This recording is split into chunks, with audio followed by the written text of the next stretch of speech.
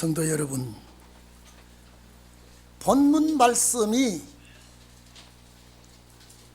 어떻게 우리에게 와 닿는지 여러분들이 느껴보시기를 바랍니다.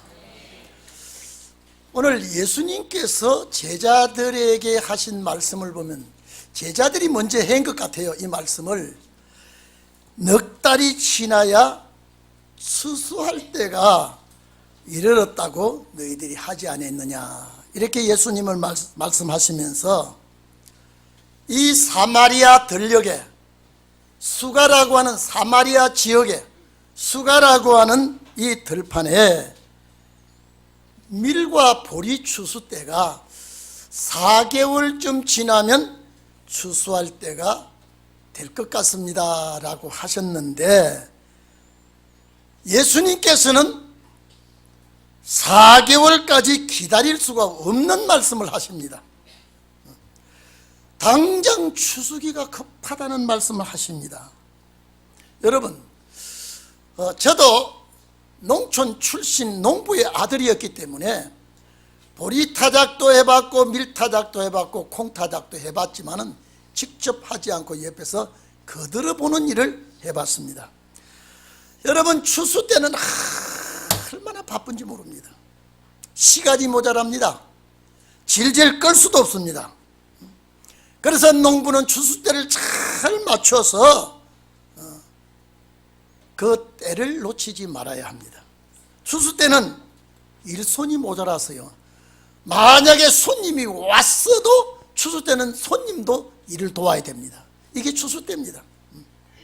그런데 오늘 여러분, 예수님께서 눈을 들어 밭을 보라, 희어져 추수할 때가 되었다 그랬습니다. 제자들은 4개월쯤 있으면 추수 때가 될 것 같다 그랬는데, 예수님은 저 밭을 보라, 희어져 추수 때가 되었다, 이 말을 한 것은 아마 제자들이 예수님께 하실 때는 4개월 지나면 이렇게 한 거 보니까 약 12월 말이나 1월 달쯤 하신 말씀 같은데, 제자들이 들판에 곡식을 본 그 모습과 주님이 하시는 말씀과는 전혀 문제가 사이에 관계가 있는 것을 찾아봅니다.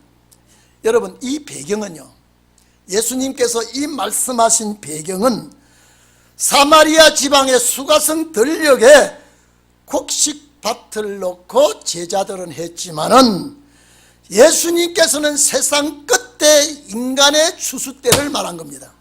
여러분, 자세히 보십시다. 그리고 우리는 이 때에 할 일을 우리는 알아야 됩니다. 여러분, 희어졌다, 이게 널널하다 이 말이 아니고, 이게 원어에는 류코스라는 단어를 썼습니다.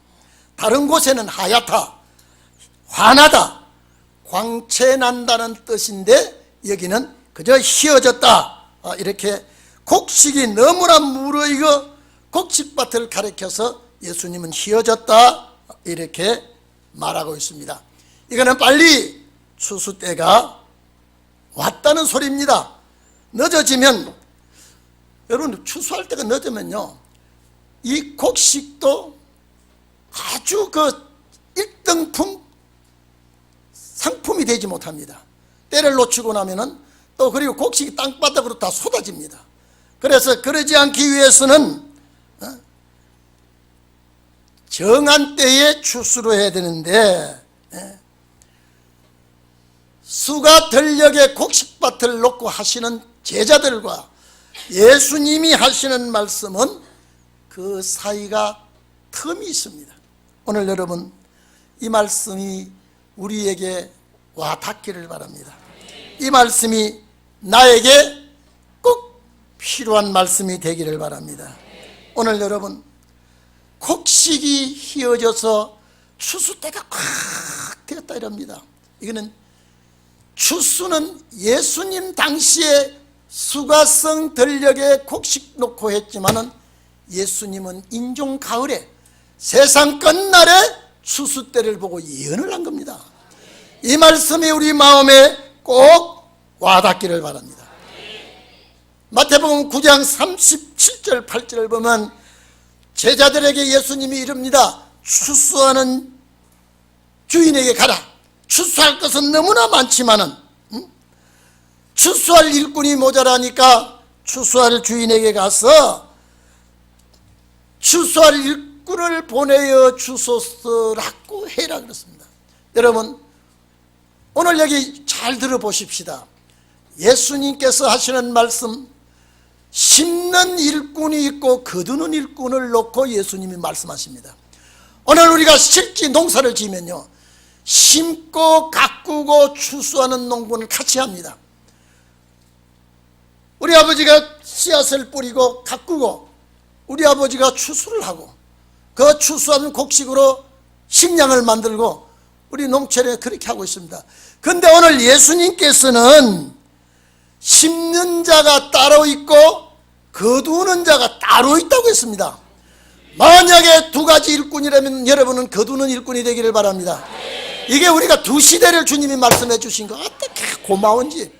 제가 책을 보며 성경을 읽다가 그래 오라 맞아, 수가성 들녘의 곡식은 넉 달이 지나야 된다고 했지만은 예수님은 당장 곡식이 익어서 추수 때가 왔다고 하는 것은 이미 세상 끝날에 되어질 때를 놓고 주님이 말씀하십니다.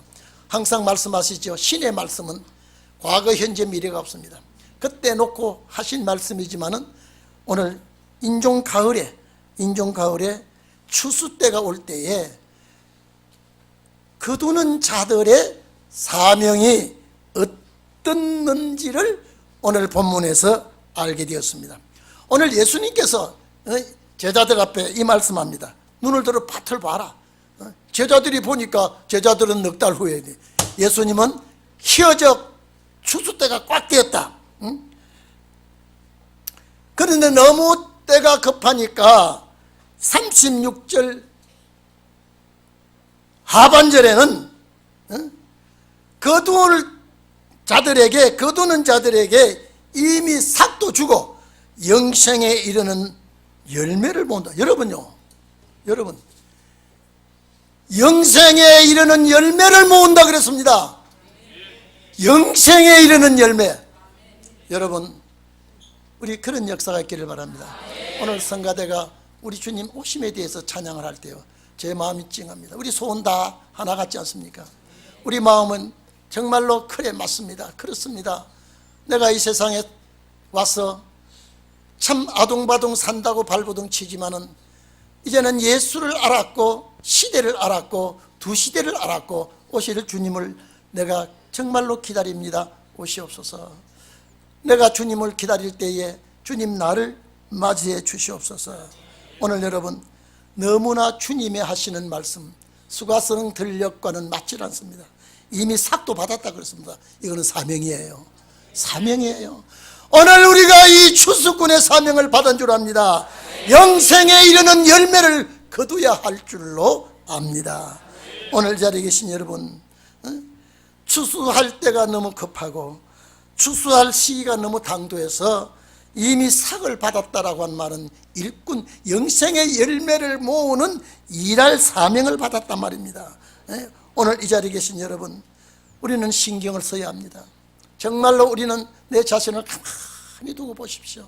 이제는 신경 쓸 때가 왔습니다. 이 추수하는 시기에 내가 하나님의 말씀에 쓰임받는 그 위치에 내가 써야 됩니다. 여러분,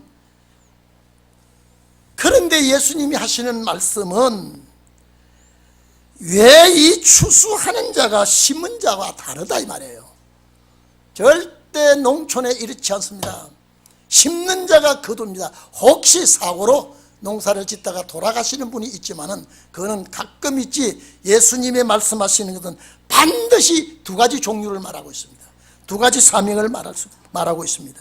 오늘 여러분 봐보십시오. 심는 자가 뿌리고 가꾸다가 바톤을 추수 때는 다른 사람에게 넘겨줍니다. 다른 사람이 수확을 하게끔 되어 있습니다.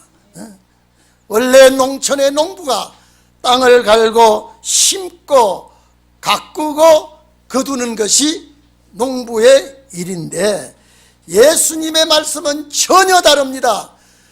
뿌리고 가꾸는 자가 있고 수확하는 자가 있습니다.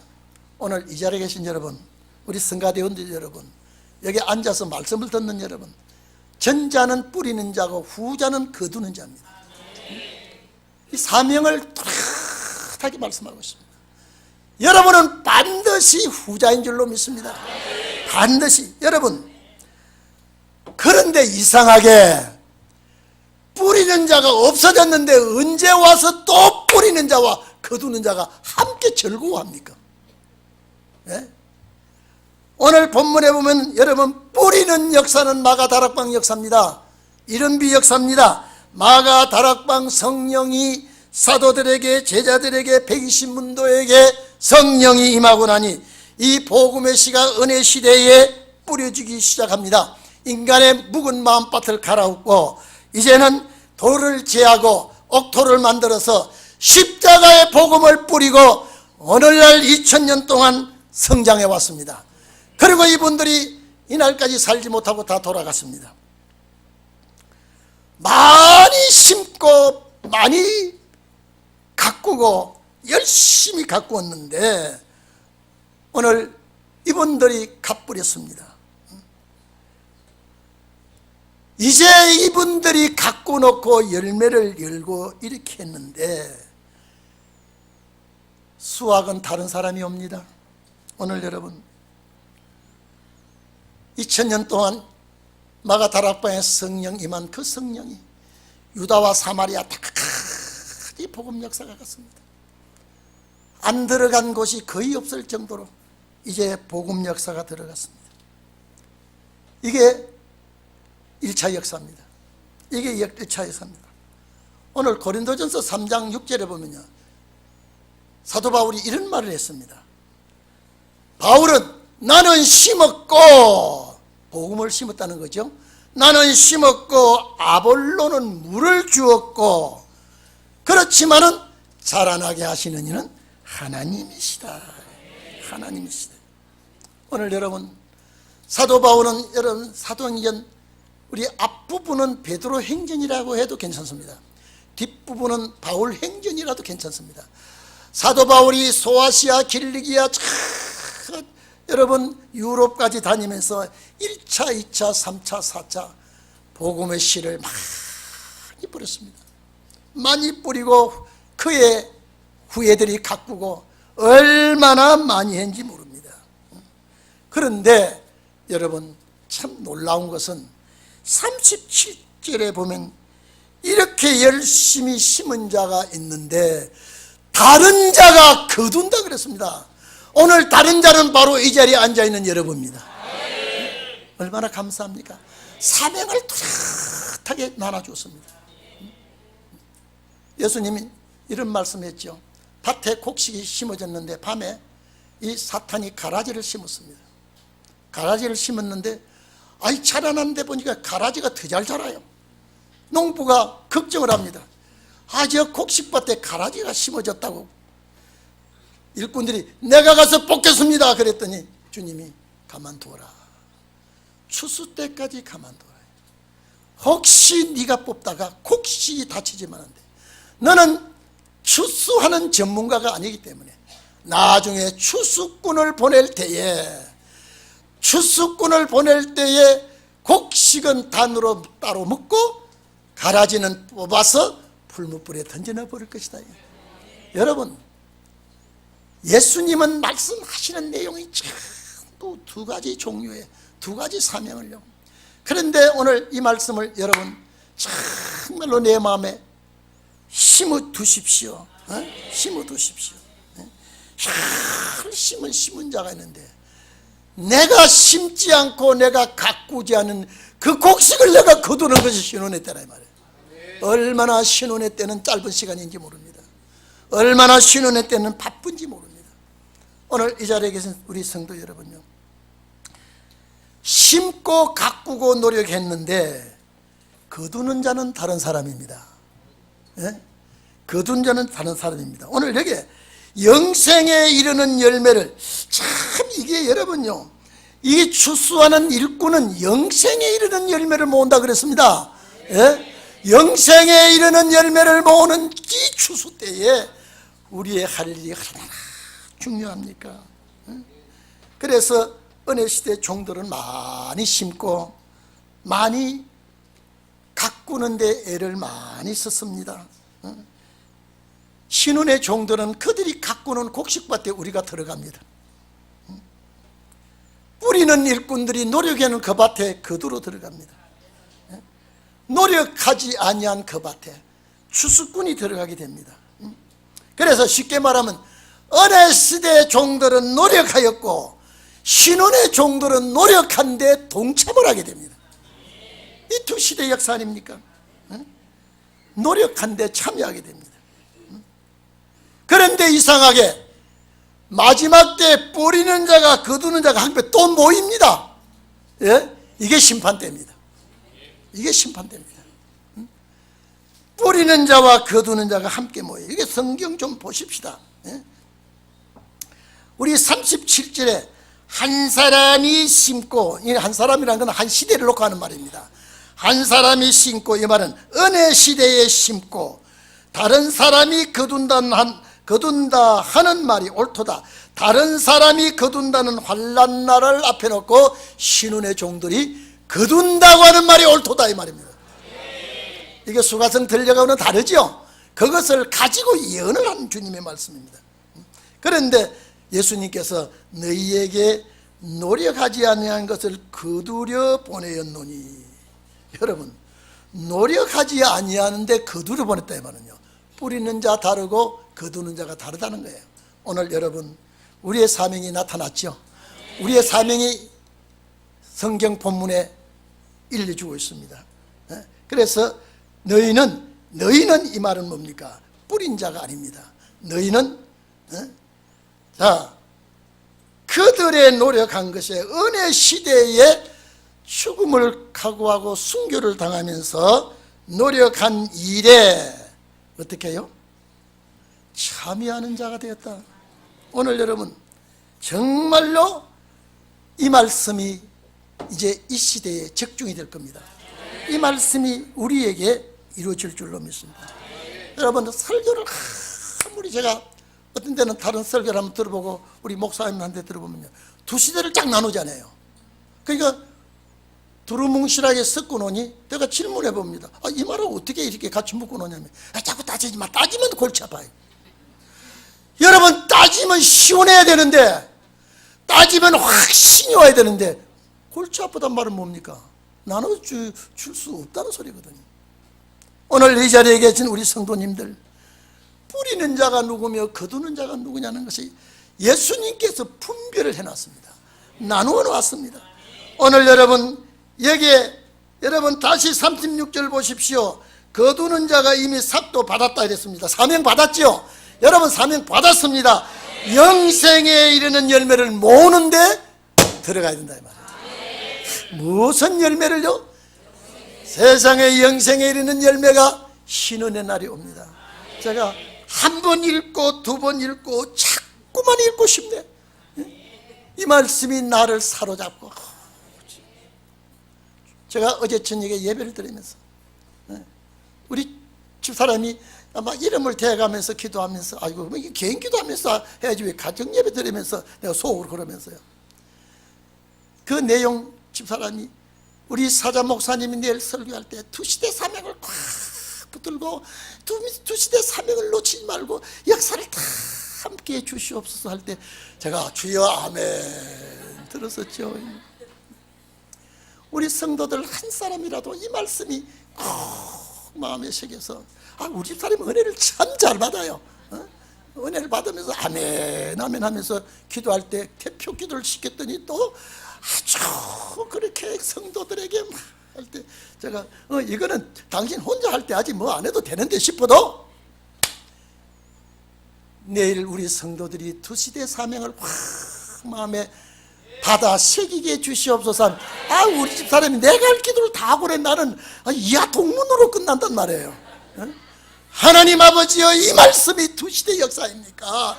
세상 끝날의 두 시대의 역사를 알려주셨으니 우리는 전자도 좋지만은 후자가 되게 하옵소서. 우리 성도들이 이 말씀이 마음에 새겨져서 정말로 부득하게 세상 사람 날 부러워하지 않아도 나도 역시 세상 사람 부럽지 않네. 이 찬송 하시기를 바랍니다. 영생에 이르는 열매를 거두게 되니 우리는 할렐루야 이 찬송을 하나님께 하면서 정말로 나는 다른 사람이 노력하지 아니한 그 밭에, 내가 노력하지 아니하는 그 밭에 왜 내가 동참합니까? 여러분, 세상 사람들 남의 밭에 들어갔던 큰일 납니다. 도둑으로 몰립니다. 그런데 이거는 여러분 보십시오. 두 시대 사명이, 여러분 6월절 역사가 일어난 77절 결실기에 오순절 성령의 역사를 열매를 받은 이분들이 확 뿌리기 시작했는데, 거두는 역사는 초막질 열매들이에요. 이 열매들이 마지막 이제 한 자리에 모여서 예수 그리스도와 함께 하는 날이 옵니다. 이 날을 우리는 다시 말해서 시큰 농사 지어놓고 너희 추수하라고 갔습니다. 그런데 우리는 그들에게 고마움을 느끼면서 추수를 했습니다. 그런데 한 자리에 모이는 날이 온다 그러면 주의 재림의 나라입니까? 주의 재림날 맞죠? 그래서 부활성도와 변화성도가 한 자리에 모여서 주님이 베풀어 주시는 연회석에 초대받고 영광된 그 잔치에 주 앞에 찬양을 높이 드리는 우리 성도들이 꼭 되기를 바랍니다. 우리 주님 모시고 사는 그날, 여러분 우리 함께 손잡고, 저는 그렇습니다. 하나님, 말씀의 귀가, 말씀의 눈이 열린 자 한 사람이 얼마나 귀한지 아십니까? 멍청 우리 보면요, 아주 멋진 사람들만 보면 앞뒤가 쾅 막혔어요. 저렇게 막혀서 사는가, 제가 이래 생각하지만 우리 성도들 만나보면 아주 시원하게 눈이 열려있고 귀가 열려있고, 오늘 여러분 주님이 여기까지 이끌어 주신 것, 정말로 앞으로 우리는 이 사명 꼭 감당해야 됩니다.